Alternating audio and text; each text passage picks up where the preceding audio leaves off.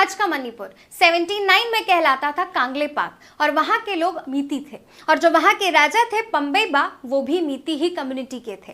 लेकिन मीतीबा शांतिदास नाम के एक प्रीचर के कनेक्शन में आते हैं और खुद को वो हिंदुज्म में कन्वर्ट कर लेते हैं और वहां से कांगलेपाक को मिलता है एक संस्कृत नाम मणिपुर और वहां से मणिपुर को मिलता है एक धर्म दैट इज हिंदुइज्म। इसलिए आज मणिपुर एक मेजरली हिंदू स्टेट है।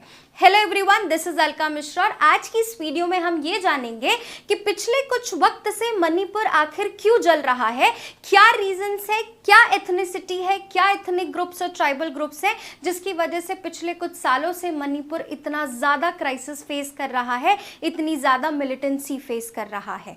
यस, अगर आप न्यूज़ देखें तो Manipur curfew imposed in Jiribam after 11 militants kill in encounter with CRPF.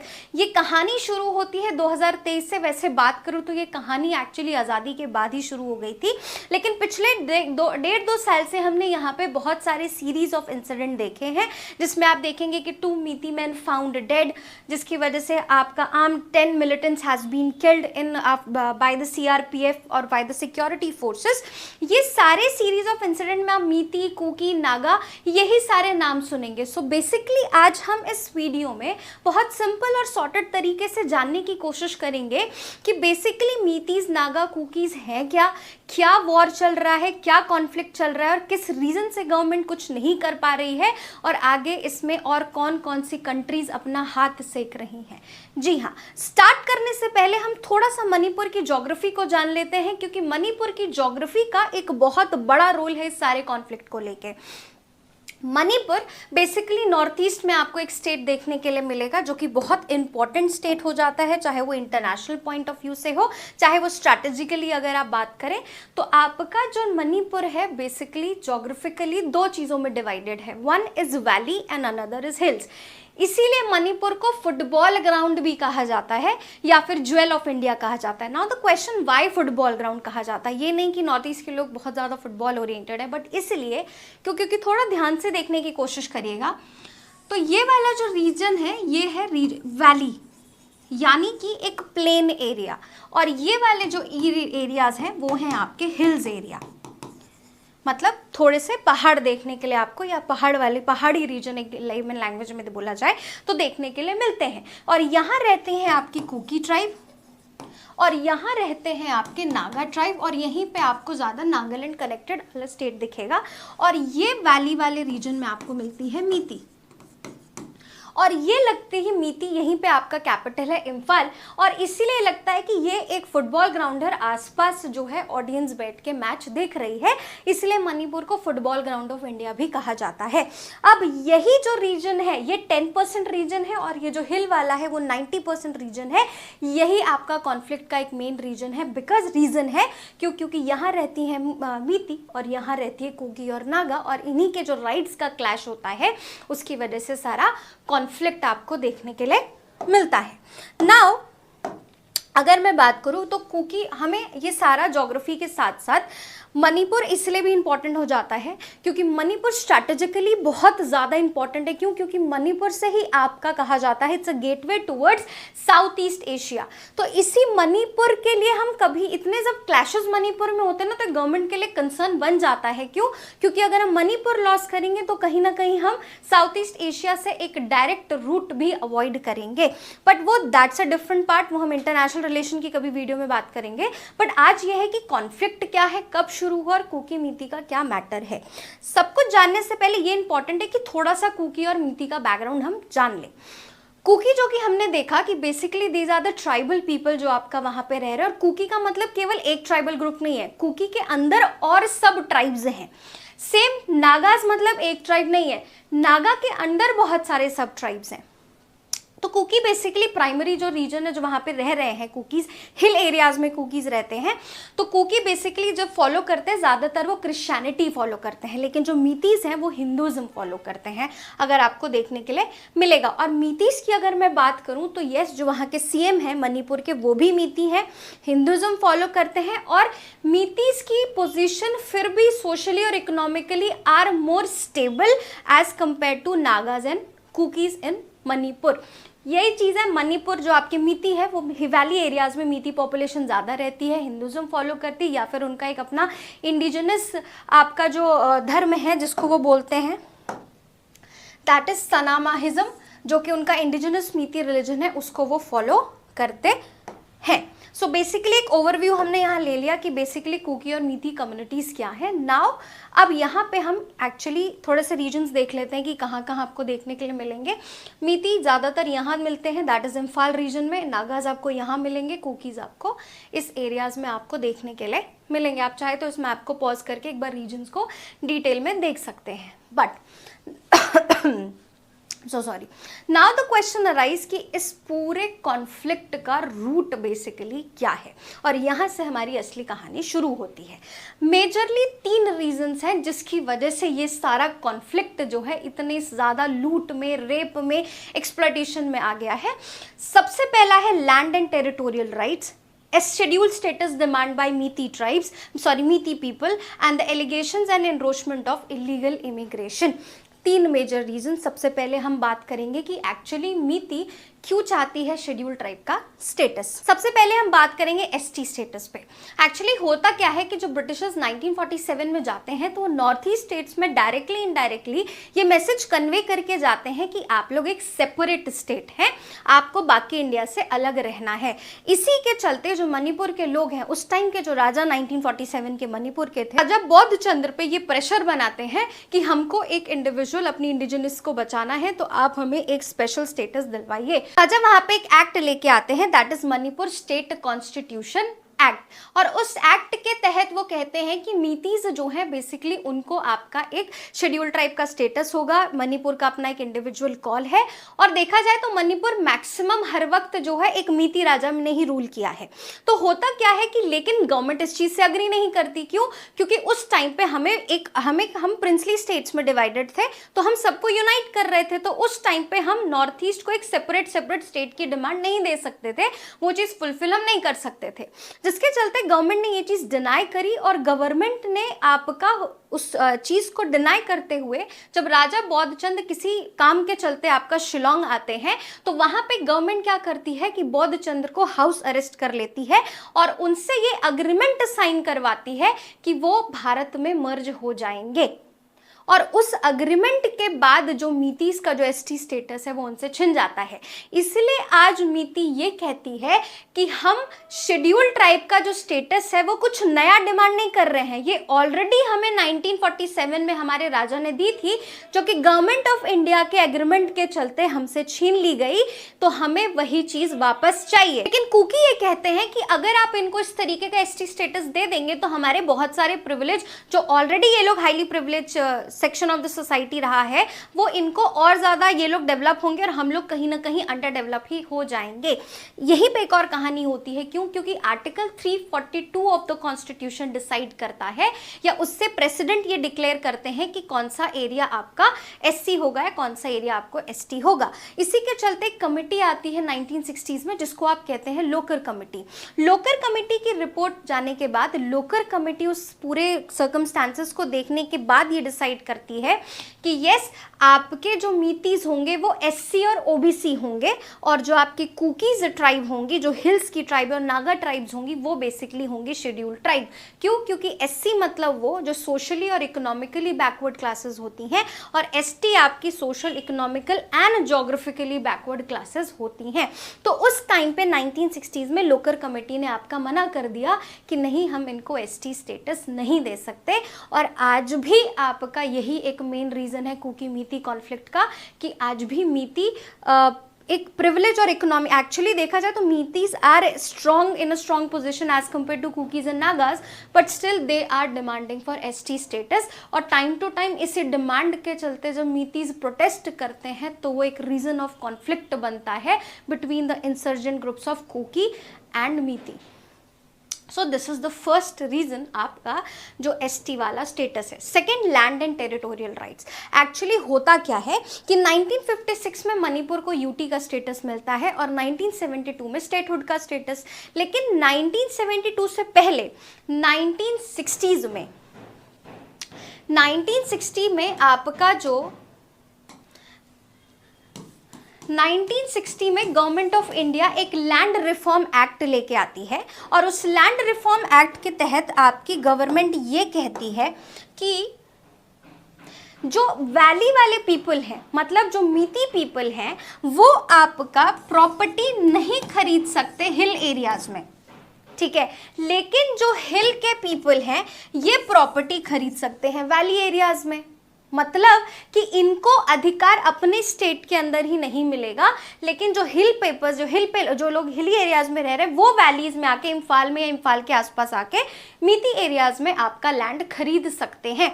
यही नहीं, आसपास के जितने शेड्यूल्ड ट्राइब एरियाज हैं वो भी आके यहाँ पे आपका लैंड खरीद सकते हैं, बट मीती पीपल जो है वो यहाँ पे लैंड खरीद नहीं सकते। ये एक रीजन बना कॉन्फ्लिक्ट का दोनों के बीच में कि भाई हमारे ही एरिया में हमें ही लैंड और टेरिटोरियल राइट्स नहीं दे रही है गवर्नमेंट, और बाकी एक सेक्शन को प्रिविलेज दे रही है और एक सेक्शन से सारे प्रिविलेजेस ले रही है। ये भी एक रीजन होता है दोनों के बीच में कॉन्फ्लिक्ट का, और इसी कॉन्फ्लिक्ट्स के चलते अलग अलग इंसर्जेंट ग्रुप्स बनते हैं, चाहे वो कुकी के हों, चाहे वो मीती के हों, चाहे वो नागास के हों, या अलग अलग डिफरेंट इंसर्जेंट ग्रुप्स।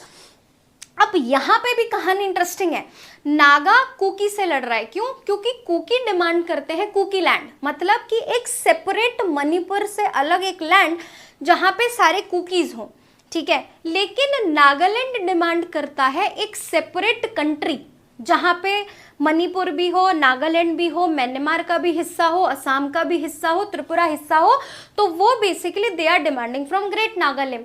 तो इस डिमांड के चलते दे आर फाइटिंग इन आपस में। बट होता क्या है कि जब बात आती है मीती की तो कुकी और नागा एक साथ हो जाते हैं और वो लड़ने लग जाते हैं मीती से। ये भी एक बहुत बड़ा प्रॉब्लम है, इसीलिए ये इंसर्जेंट ग्रुप्स आपस में ही लड़ते जा रहे हैं। और ये एक, लेकिन जब मीती की बात आती है तो नागा और कुकीज कहीं ना कहीं हाथ मिला देते हैं आपसी रंजिश भूल के। सो सेकेंड मैटर, तो हमने ये दो मेजर मैटर्स हैं जिसकी वजह से होता है। Now the third, allegations of encroachment and illegal immigration. देखिए, जो आपके मणिपुर के सीएम हैं 2018 में उनका एक ऑडियो वायरल होता है कि मैं 100% कह रहा हूँ कि यहाँ पे मणिपुर में कोई भी इलीगल इमिग्रेशंस या इलीगल माइग्रेंट्स नहीं है। बट 2021-22 से जब ये क्लैशेस अपने पीक पे आते हैं तो ये होता है कि वो उन्हीं का एक कमेंट आता है कि भाई साहब बहुत सारे इलीगल माइग्रेंट्स जो हैं वो मणिपुर में बढ़ चुके हैं हिल एरियाज में। अब ये होता क्या है कि म्यांमार, बांग्लादेश में पिछले कुछ टाइम से हम देख रहे हैं कि कितनी अनस्टेबिलिटी है, जिसके चलते बहुत सारी ट्राइबल ग्रुप्स, मणिपुर की तो, म्यांमार की तो बहुत सारी ट्राइबल ग्रुप्स ऐसी हैं जो सिमिलर है हमारे नॉर्थ ईस्ट की, तो they are migrating over here. सबसे पहला कारण ये। दूसरा कारण इलीगल माइग्रेशन का ये है कि जो हिल एरियाज है आपका, मैं आपको फिर एक मैप दिखाना पसंद करूंगी, जो आपके हिली एरियाज हैं बेसिकली, ये एरियाज में आपकी एक और चीज़ की बहुत ज़्यादा ग्रोथ होती है, दैट इज पॉपी। पॉपी बोले तो आपका ड्रग्स। अब ड्रग्स के इतनी ज़्यादा ड्रग्स की इलीगल ग्रोथ यहाँ पे होने लगी और ये ड्रग्स ये लोग उगा के बेचते हैं आपके यहीं पे म्यांमार के रीजन में। और म्यांमार के बगल में ही दुनिया का one of the major triangle है, दैट इज गोल्डन ट्राइंगल, जहाँ पे आपकी दुनिया की सबसे बड़ी ड्रग की खेती और ड्रग स्मगलिंग होती है। वो वहाँ पे उस मार्केट का एक्सेस इस रीजन पे मिल रहा है। अब हुआ क्या, इसी चीज़ को कंट्रोल करने के लिए आपकी गवर्नमेंट कहती है कि हम एक सर्वे करवाएंगे, फॉरेस्ट सर्वे करवाएंगे, जिससे हमें पता चलेगा कि भाई कितने इलीगल माइग्रेंट्स आ चुके हैं, कहाँ कहाँ फॉरेस्ट को किस तरीके से यूटिलाइज किया जा रहा है। लेकिन उसके बाद भी इंसर्जेंसी प्रिवेल करती है, बहुत सारे कॉन्फ्लिक्ट्स होते हैं, तो आपकी सेंट्रल गवर्नमेंट कहती है कि नहीं, ये हम सर्वे नहीं कराएंगे। लेकिन स्टेट गवर्नमेंट नहीं मानती है और आपके जो सीएम है वहाँ के वो कहते हैं कि नहीं, हम सर्वे कराएंगे। तो वो टीम भेजते हैं अपनी फॉरेस्ट सर्वे के लिए। तो और यहाँ पे वो एक रीजन बनता है कॉन्फ्लिक्ट का। क्यों? क्योंकि कॉन्स्टिट्यूशन के आर्टिकल 371C के तहत मणिपुर को ये स्पेशल स्टेटस दिया गया है कि वहाँ के जो एमएलएज हैं वही डिसाइड करेंगे कि वहाँ के वाटर, लैंड और फॉरेस्ट एरियाज पे उनका अधिकार है, वो उससे रिलेटेड डिसीजंस ले सकते हैं। ये हमारा संविधान आर्टिकल 371C के तहत मणिपुर को अथॉरिटी देता है। लेकिन आपके सीएम नहीं मानते हैं, जिसकी वजह से फिर वहाँ के इंसर्जेंट ग्रुप्स और आपके सीएम या फिर सेंटर, और जो आपके सीएम है वो भी मीती के हैं, तो एक तरीके से मीती वर्सेस कुकी यहाँ पे फिर होता है। तो ये एक मेन रीज़न है जिसकी वजह से आपका ये सारा कॉन्फ्लिक्ट आपको प्लेटफॉर्म पे देखने के लिए मिल रहा है। पूरी कहानी ही आपकी यहाँ घूमती है। देन पिछले कुछ साल से कुछ ऐसे इंसिडेंट्स हुए जिन्होंने इंस्टेंट ट्रिगर किया, बोलते ना कि एकदम से कुछ हुआ और पूरा एड्रेनल रश हो गया, सब अचानक से सड़क पर आ गए, सब एक दूसरे से लड़ने लग गए। मौका चाहिए वहाँ पे, और बेसिकली एक मेन रीज़न है इनसिक्योरिटी।